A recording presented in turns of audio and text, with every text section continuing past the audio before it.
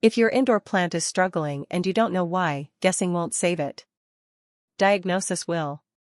Most people react emotionally when they see yellow leaves, brown tips, or drooping stems. They water more. They move the plant. They add fertilizer. They panic. And sometimes those quick reactions make the problem worse. In this video, you're going to learn how to diagnose indoor plant problems like a pro. Not by guessing. Not by copying random advice. But by reading the actual signals your plant is giving you. Because every unhealthy houseplant is responding to something in its environment. And once you learn how to interpret those signals, plant care becomes predictable instead of stressful. The first shift is mental. Stop treating symptoms. Start looking for causes. A yellow leaf is not the problem. It's a clue. Brown tips are not random. They're information. Drooping leaves are not dramatic behavior. They're communication. Professional growers don't guess. They follow a sequence. And you can do the same at home. The first step in diagnosing indoor plant problems is checking the soil. Before you touch the leaves. Before you move the plant. Before you add anything. 1. Insert your finger into the soil 2 to 3 inches deep. Is it dry? Is it moist? Is it soaked and heavy? Smell it. Healthy soil smells earthy and neutral. Sour or musty smells can indicate root rot. Overwatering is the most common cause of indoor plant decline. If the soil is consistently wet and the leaves are yellowing, that combination tells a story. The plant may not be thirsty. It may be suffocating. Roots need oxygen. When soil stays waterlogged, air pockets disappear. The roots begin to rot. And once root rot starts, the leaves show symptoms days or weeks later. That's why diagnosing plant health starts below the surface. The second step is inspecting the roots whenever possible. If the plant is severely declining, gently remove it from the pot. Healthy roots are firm and white or light tan. Unhealthy roots are dark, mushy, and sometimes smell unpleasant. Root rot symptoms often include yellow leaves, soft stems, and slow growth. But the leaves are only the visible consequence. The roots tell the real story. If the roots look healthy but the leaves are pale or stretched, the issue may not be water. It may be light. That brings us to the third step, evaluating light exposure. Light problems in indoor plants are extremely common, especially in apartments. A plant placed too far from a window may survive, but it will not thrive. Look for leggy growth. Long stems with wide gaps between leaves usually indicate insufficient light. Pale leaves and slow growth are also common signs of low light stress. On the other hand, scorched patches, faded spots, or crispy edges can signal too much direct sun. Instead of guessing, observe how natural light moves through your space during the day. Morning light is softer. Afternoon light can be intense. A plant that looks fine in winter may struggle in summer when sunlight becomes stronger. Indoor plant care is dynamic. Diagnosis requires context. The fourth step is checking for pests. Many indoor plant problems are caused by tiny insects that go unnoticed until damage becomes visible. Inspect the underside of leaves. Look along stems. Check where leaves meet the main stalk. Common houseplant pests include spider mites, fungus gnats, aphids, and mealybugs. Sticky residue on leaves can indicate aphids. Fine webbing may suggest spider mites. Small flies hovering near the soil often mean fungus gnats, which usually appear in consistently moist soil. Pest problems often overlap with watering mistakes. Overwatering creates ideal conditions for fungus gnats. Weak plants from low light are more vulnerable to infestations. Everything connects. Once you complete these 4 steps, soil, roots, light, pests, you can begin connecting symptoms to causes. Yellow leaves plus wet soil usually point toward overwatering. Brown crispy edges with very dry soil may suggest underwatering or low humidity. Leggy stems and pale foliage indicate insufficient light. Black spots with mushy texture can signal fungal issues linked to excess moisture. The key is pattern recognition. One yellow leaf at the bottom of the plant may simply be natural aging. Multiple yellow leaves appearing quickly often indicate stress. Diagnosis is not about perfection. It's about observation over time. Another critical factor many people ignore is environmental stability. Indoor plants dislike sudden changes. Moving a plant from low light to intense sun can shock it. Turning on heating systems in winter reduces humidity. Air conditioning in summer can dry leaves. When diagnosing plant problems, always ask, what changed recently? Did you move the plant? Did the season shift? Did you repot it? Did you change your watering routine? Often the answer is hidden in recent adjustments. Fertilizer is another area where misdiagnosis happens. More fertilizer does not equal faster growth. Overfertilizing can burn roots and cause brown tips or white crust on soil surface. If you suspect nutrient buildup, flushing the soil with distilled water can help reset conditions. But never add fertilizer to a plant that is already stressed from root rot or low light. Fix the primary issue first. As you practice diagnosing indoor plant problems, you'll notice something powerful happens. You stop reacting emotionally. You start thinking analytically. You look at the soil before reaching for the watering can. You examine light before blaming the plant. You inspect roots before assuming deficiency. This habit transforms indoor gardening from trial and error into informed decision-making. And here's something important, not every problem requires immediate action. Sometimes observation for a few days provides clarity. Plants respond slowly. Rapid interventions layered on top of each other can create confusion. Change one variable at a time. If soil is wet, allow it to dry. If light is insufficient, move the plant slightly closer to a window. If pests are present, treat specifically and consistently. Small adjustments prevent major damage. Healthy plant care is not about memorizing dozens of rules. It's about developing awareness. When you understand how to diagnose indoor plant problems, you gain confidence. You recognize early warning signs before they become emergencies. You prevent root rot instead of trying to cure it. You correct light exposure before leaves fade dramatically. And perhaps most importantly, you enjoy the process more.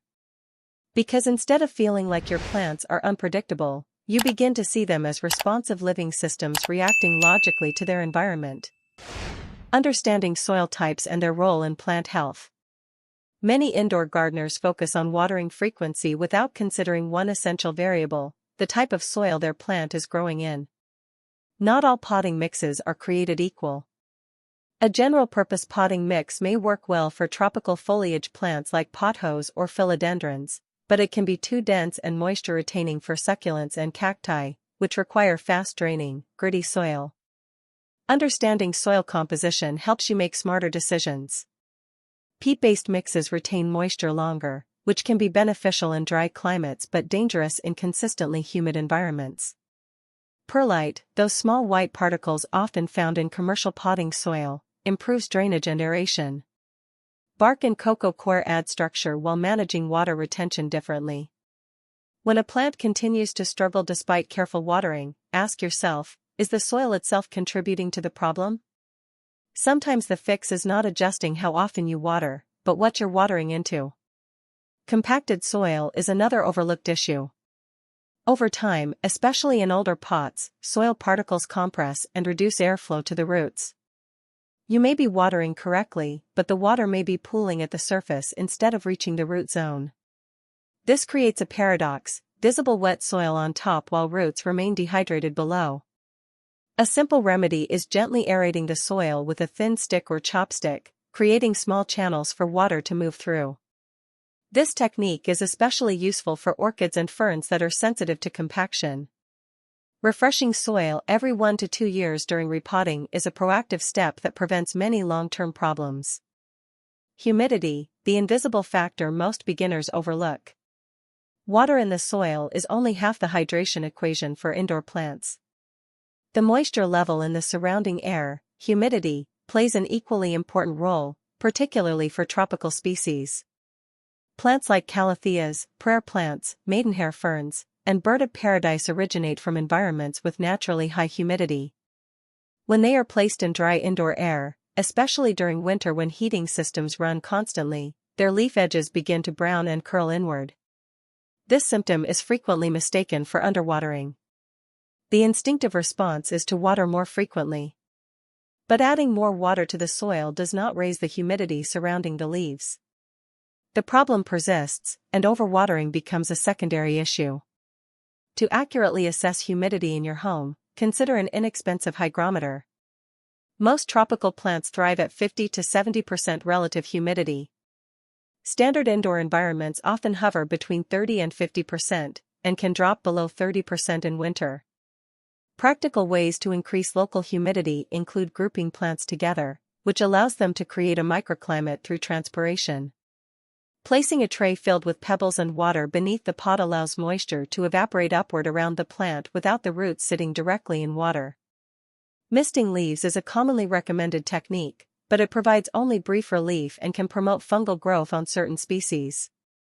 A consistent approach using a humidifier near your plant collection is the most reliable long-term solution. Understanding humidity transforms your ability to diagnose brown edges and leaf curl accurately, rather than defaulting to watering changes that may worsen the situation. The role of pot selection in long-term plant health. The container your plant lives in is not simply an aesthetic choice. It directly influences how quickly soil dries, how well roots breathe, and whether drainage functions properly. Terracotta pots are porous. They allow air and moisture to exchange through the walls, which means soil dries faster. This makes them ideal for plants that prefer drier conditions, like cacti, succulents, and Mediterranean herbs. However, plants that prefer consistently moist soil, such as ferns or peace lilies, may dry out too rapidly in terracotta, requiring more frequent monitoring. Plastic pots retain moisture longer because they are non-porous. They are lightweight and inexpensive, making them practical for larger plants. But they require more careful watering habits to avoid creating perpetually wet conditions that invite root rot. Glazed ceramic pots fall between the two.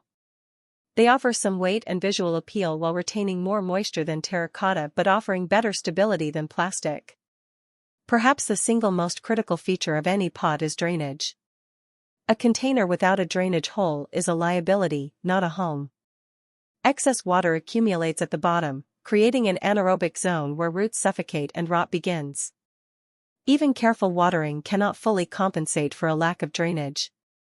If you love a decorative pot without a drainage hole, use it as a cache pot. Place your plant in a plain nursery pot with holes inside the decorative outer container. Remove the inner pot when watering, allow it to drain fully, and then return it. Pot size matters too. Choosing a container significantly larger than the root ball may seem generous, but it creates an excess of wet soil around the roots with no plant tissue nearby to absorb it. This is a common path to root rot in newly repotted plants. When moving up in pot size, increase by just 1 to 2 inches in diameter. 8. Seasonal shifts and adjusting your care routine. Indoor plants are not immune to the passage of seasons, even when shielded from outdoor temperatures.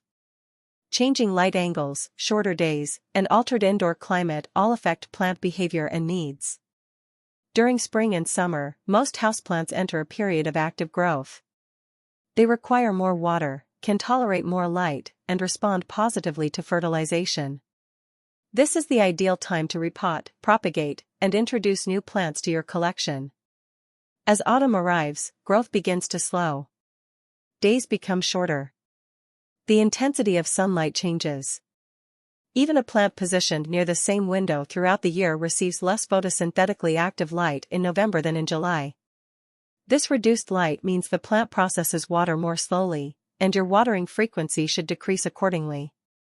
Winter is the season that catches many indoor gardeners off guard. A plant that thrived on weekly watering during summer may only need water every 2 to 3 weeks in winter. Continuing a summer watering schedule into the colder months is one of the leading causes of root rot during this period.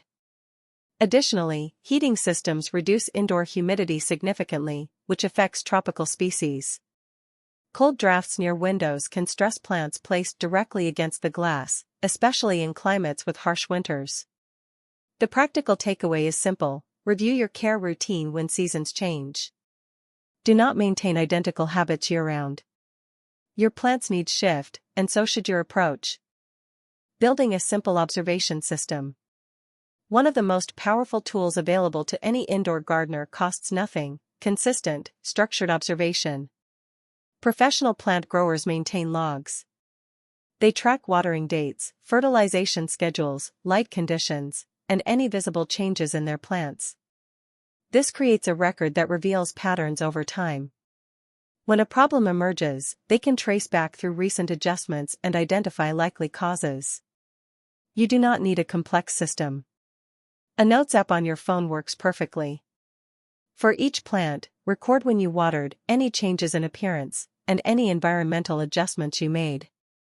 Over several weeks, this log becomes an invaluable diagnostic reference. For example, if you notice a plant beginning to droop, you can check your notes. Did you water 3 days ago?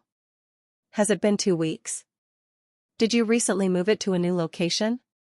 This context transforms a vague concern into a specific investigation. Another helpful practice is taking periodic photographs of your plants. Visual comparison over weeks or months makes slow changes visible that the eye might otherwise normalize. A plant losing density gradually, or leaves becoming slightly smaller over time, can indicate long-term light deficiency that is easy to miss without a reference point. Observation also builds intuition. The more you study your specific plants in your specific environment, the faster you recognize when something is off. That early detection is what separates a minor intervention from a full recovery project. Recovery protocols: what to do after diagnosis. Identifying a problem is only the first half of the process.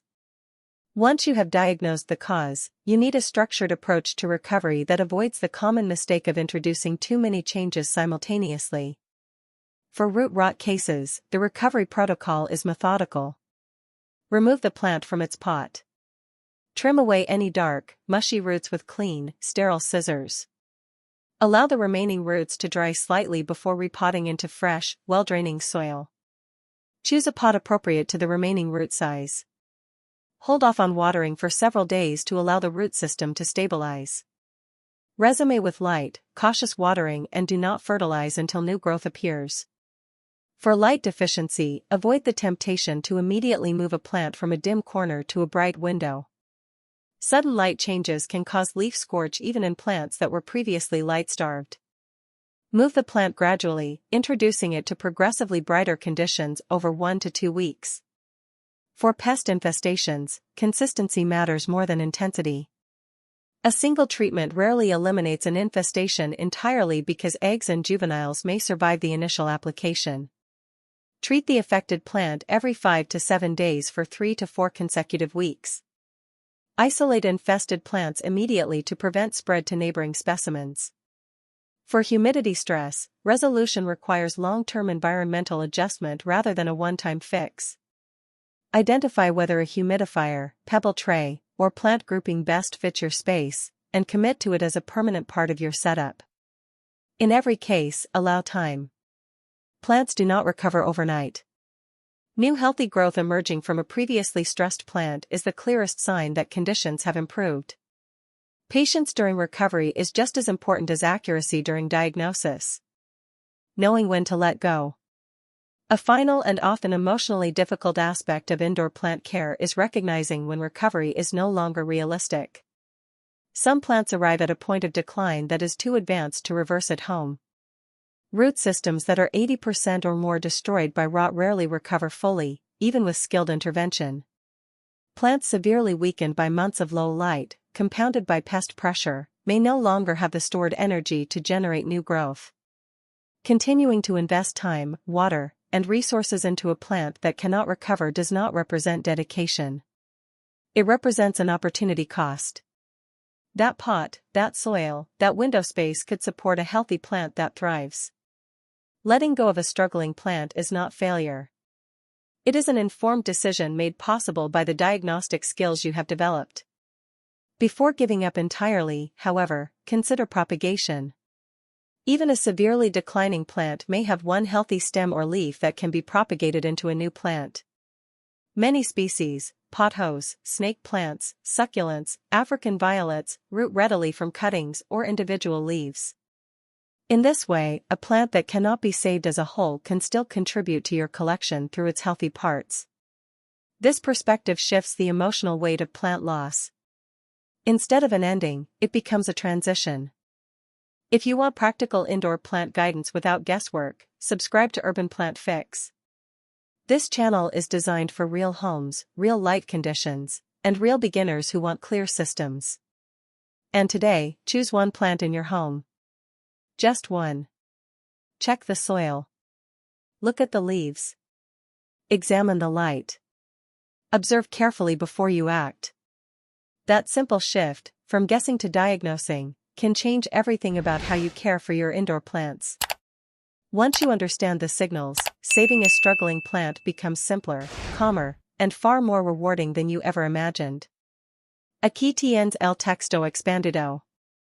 A Greek C sections complementan nuevas que profundas en temas complementarios al original, tipos de suelo, humedad, elección de maceta, cambios estacionales, sistemas de observación y protocolos de recuperación. Todo el contenido nuevo y es útil, coherent con el tono del texto original y sin repetir ideas ya cubiertas.